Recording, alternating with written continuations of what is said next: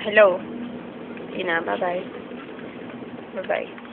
Ngayon, nandito tayo sa isang interview. Kung saan, mabubunyag na ang dapat mabunyag. At lahat ng inyong gustong malaman ay pwede nang alamin. This is Micaela, the Great. Ang pinakamagandang laman lupa sa balat ng laman lupa. Tama. May background music po tayo. Umaasa lang sa'yo. Teka lang, mali yung lyrics niya. First question. Jen, anong tatanong? Yes?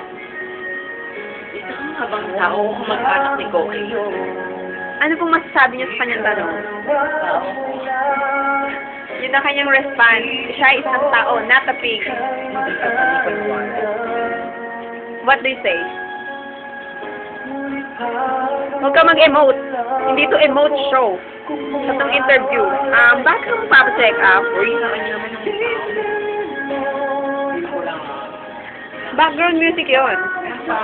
Maganda yun. Buntis ka?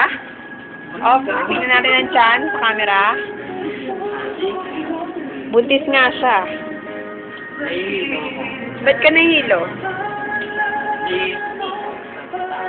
Ano? Sino? Si Roniel? Si Albert? Si Dodong? Si Kim? Si Jim? Si Jake? Si Ren? Si Gino? O si Jan? The pinsan? Ano bang number niyo dyan?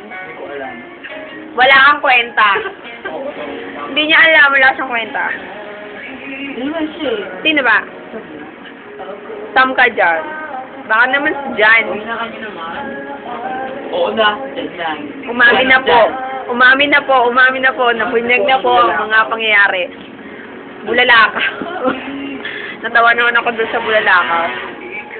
Paano wala na yung binablog ko? Grabe, na-inspire talaga ako kay Micaela. Yes.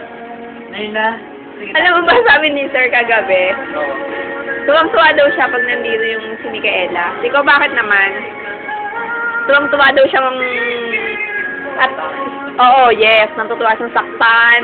Gusto niya daw manakit ng tao pag nandito to. Uy, na kami nakakainis. Uy, kanta. Hindi kailan naman mo. Hindi na siya nakakatuwa na. And in fairness, ang viewers ng Laman Lupa, 3,300. Ay, 334 na. Pang year ka, pang ibang ano niya, title. Ano? Hindi siya pang tao. Wabo, Ala! May dalawang punyal! Yak!